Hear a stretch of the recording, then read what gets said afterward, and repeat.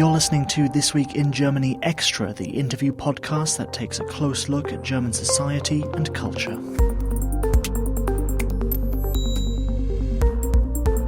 This week I spoke to Professor Johannes Tuchel of the German Resistance Memorial Center in Berlin. We spoke about the life of Georg Elser, a man who in 1939 attempted to assassinate Hitler. Hitler left the beer hall where the bomb was planted 13 minutes early, and therefore the bomb missed its target. You can hear the full radio story that we made about the assassination attempt in episode 67. Professor Tuchel believes that Georg Elser's story is an example of how one man can resist a dictatorship. What he made is so important for the German history because Elser is an example what a man could see, what a man can make his own decision and how he can act against tyranny. The full interview with the professor coming up here on This Week in Germany Extra.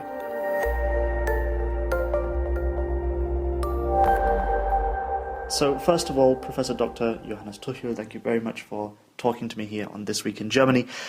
Could we start off by explaining who was Georg Elser?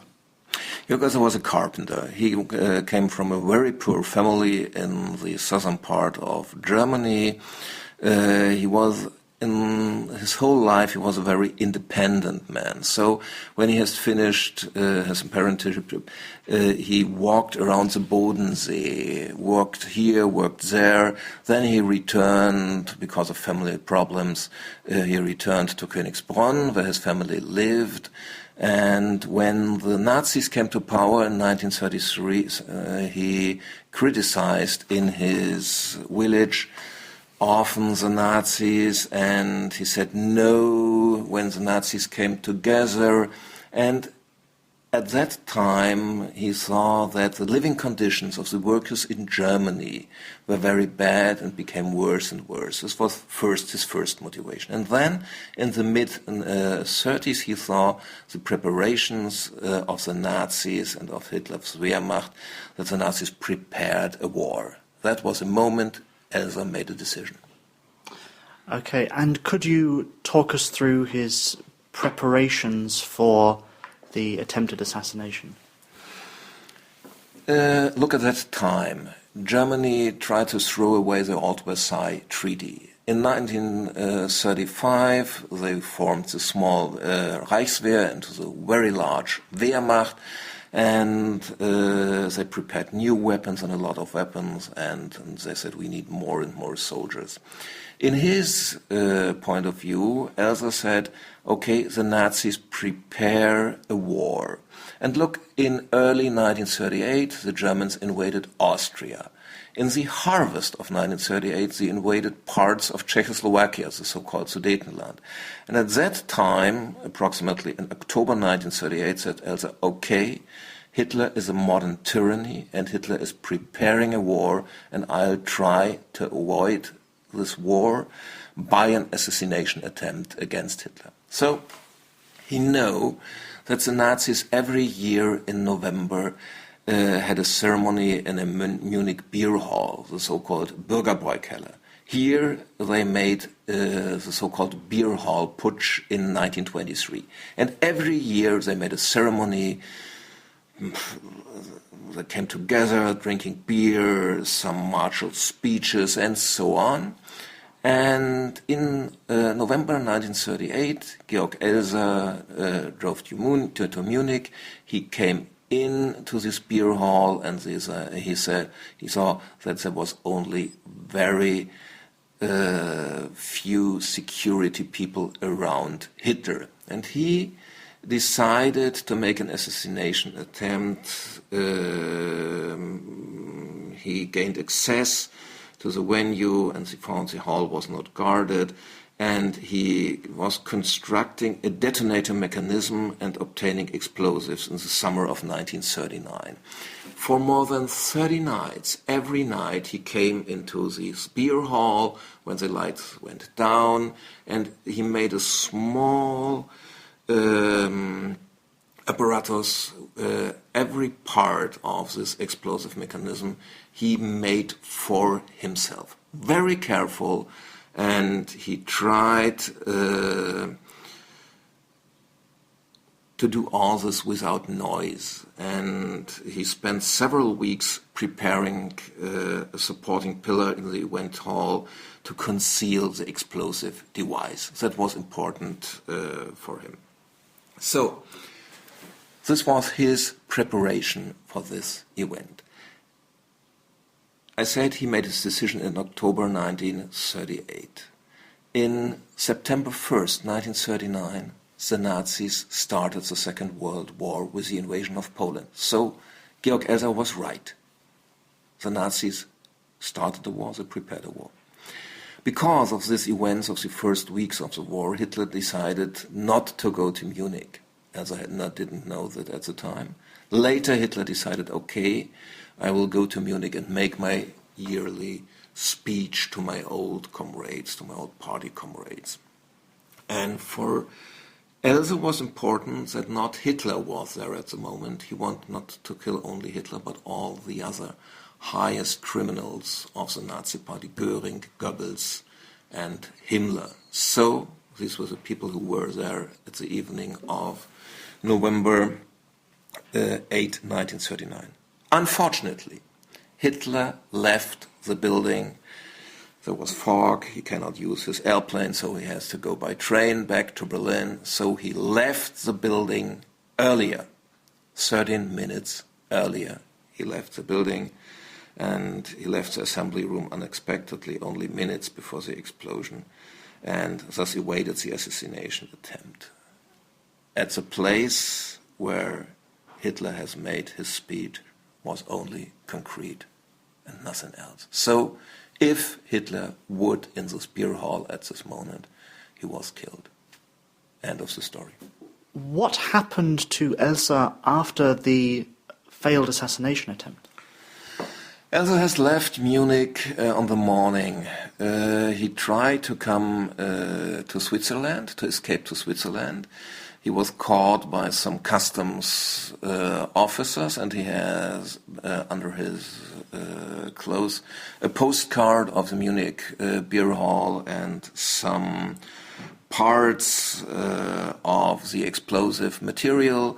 So that was for the purpose to show in Switzerland, yes, I'm the man who made this assassination attempt. Please give me political asylum. And it has a second purpose. If someone in Germany was accused to make this assassination attempt, Elser could say from outside, no, this was not this man or this woman, I made this assassination attempt. So no one, he said, he was able to say that he was responsible for this assassination attempt. No one should suffer by accused with false accusation. So, Elser was brought to Munich to the Gestapo. He was tortured there. He was beaten. And after 2 days, one of the Gestapo officers there looked on his knees, on Elser's knees. He worked on a kneeling position in the construction pillar. And so from that moment on, Elser said, okay, I was it, I did it. The Nazis say it's impossible. There is not the possibility that a simple carpenter could make an assassination attempt against our beloved Führer's life. So they made a big Nazi propaganda at the time. The Minister of Propaganda, Joseph Goebbels, said, okay, behind this assassination attempt is a British Secret Service. And the Nazi propaganda said Elser is only a part of a conspiracy. He worked for the British Secret Service. Nonsense. But when after the first interrogations of Elser, the Nazis said, okay, it's impossible that this man worked alone.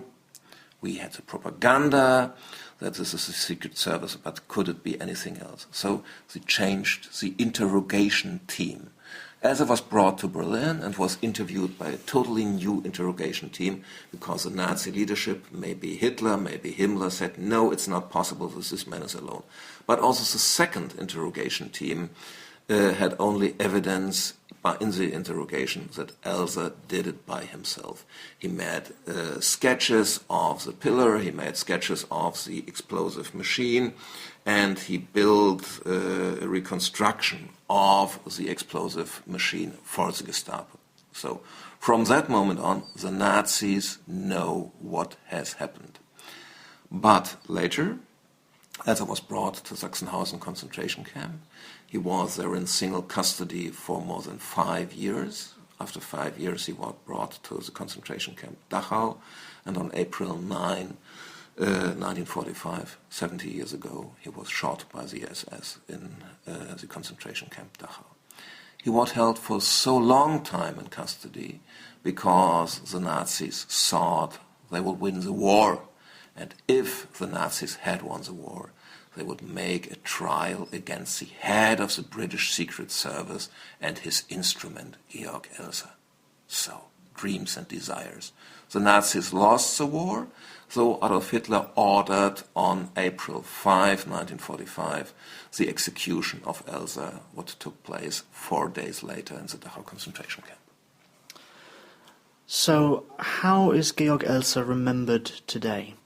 It was a long way to give a good memory for Georg Elser in Germany. In the Nazi time, a lot of people believed in the Nazi propaganda. Elser was an instrument of the British Secret Service. On the other hand, a lot of people say it's unbelievable. Why had Hitler left for 13 minutes? The Nazis did this for themselves. So, okay. And after the war, all these rumors were believed when people said he was an instrument of the British Secret Service and the others said he was an instrument of the Nazis. It was very hard for the family. There were rumors that Elser was a member of the SS. People who heard some rumors in the concentration camps said, yes, Elser was a member of the SS. So it needed a long time up to the year 1969 when the interrogation records of Elser were found by the Munich historian Lothar Gruchmann. From that moment on, all people could know that Elser was acting for himself by his own decision, that he wanted to kill a tyrant, that he wanted to end the war. But it needs a long time in Germany. The old rumors, the old stereotypes are still working. So, in 1984, Federal Chancellor Helmut Kohl first had a memory speech here in the courtyard of the German Resistance Memorial Center, and he had first mentioned Georg Elser in an official speech. In 1989, Georg Brandauer made his movie on Georg Elser. Klaus Maria Brandauer made his movie on Georg Elser. A quiet movie, a very intensive movie too. And in that years, in 1998, there was also the foundation of a Georg Elser memorial in his birthplace, Königsbronn. His brother lived there all the years after the war, and there were a lot of rumors all around. The family were treated not very well by their neighbors and so on. So it needed really a long time to accept that Elser acted for himself and that what he made is so important for the German history, because Elser is an example what a man could see, what a man can make his own decision and how he can act against the Nazi tyranny. Okay, and how is he remembered here in the Resistance Memorial Center? Here in the German Resistance Memorial Center, we have a permanent exhibition with more than 18 topics, and Georg Elser's mentioned one topics. We have a small catalogue here who tells the story in a small kind. We have a large biography written. My colleague Peter Steinbach and me wrote this book. So we try to help people to find a way to the biography of Georg Elser, and to find a way on his motivations and what he did and how he suffered. And we tell also the story of the long way to a good memory for Georg Elser. Okay, thank you very much for talking to me here on This Week in Germany. Thank you.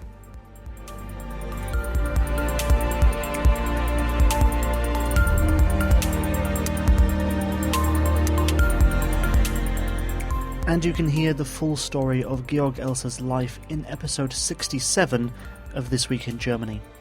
Thank you to Professor Johannes Tuchel and the German Resistance Memorial Center for agreeing to do this interview. You can find more episodes of This Week in Germany Extra, plus our regular program with weekly updates on the news and culture from the country on our website, thisweekingermany.de. There you can subscribe to the program, as well as follow us on Twitter, Facebook and SoundCloud.